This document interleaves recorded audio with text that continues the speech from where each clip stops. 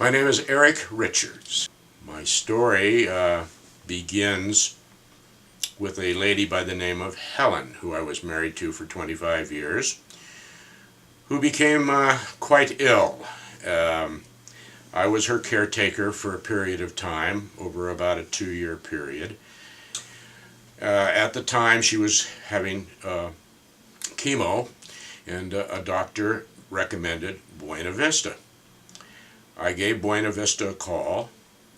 The following day, I had 3 ladies at my front door.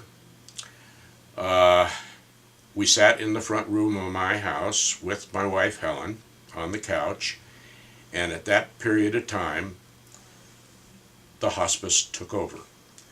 Right at first, I was a little negative about it due to the fact that they told me that no longer were we with the hospital or with her regular doctor, but it would be the hospice doctor.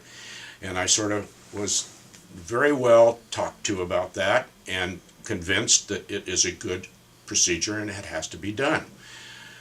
Well, as it progressed, I had a counselor by the name of Judy, who works for the Buena Vista Hospice, and a nurse by the name of Brenda. Brenda would come 3 times or 2 times a week to take care of Helen and to have conference with myself to reassure me what was going on step by step and the progression of her illness.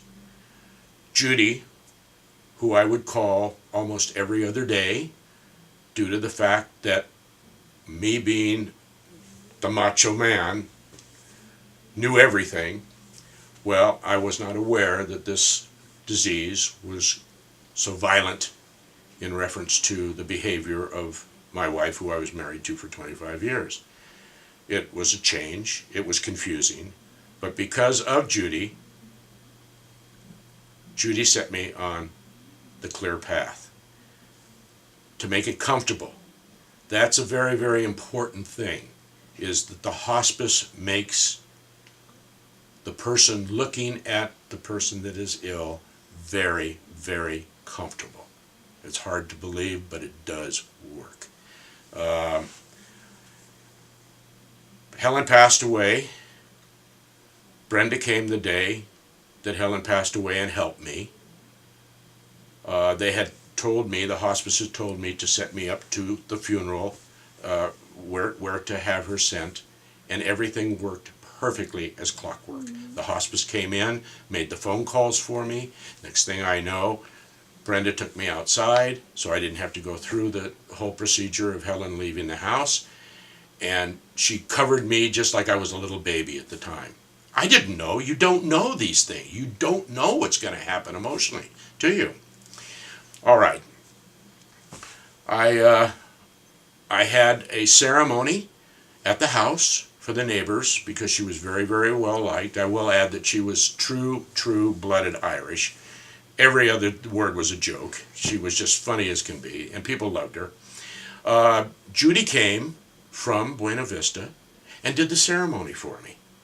And it was fabulous. It was just so nice, and I still have the candle on the mantle where she lit it. It's not still lit, but it's there. With Judy, on one of the phone calls, I was telling you that I would have her, and I said, Judy, this was about 2 weeks before Helen was going to pass away, which I didn't know, but they knew.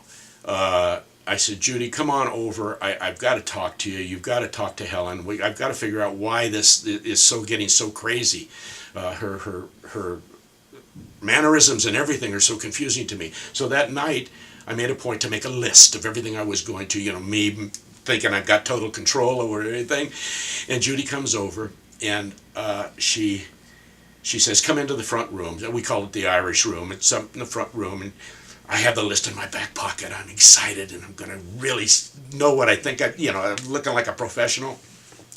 And she says, Eric, I just have to say one thing to you. Eric, you have no control over what's going on. And I went, well, there goes the list. I never did bring it out. She says, get off of the roller coaster, Eric. Don't take that ride with her. Step aside, give her the support, but let her go on the roller coaster. And that pulled me through the miserable 2 weeks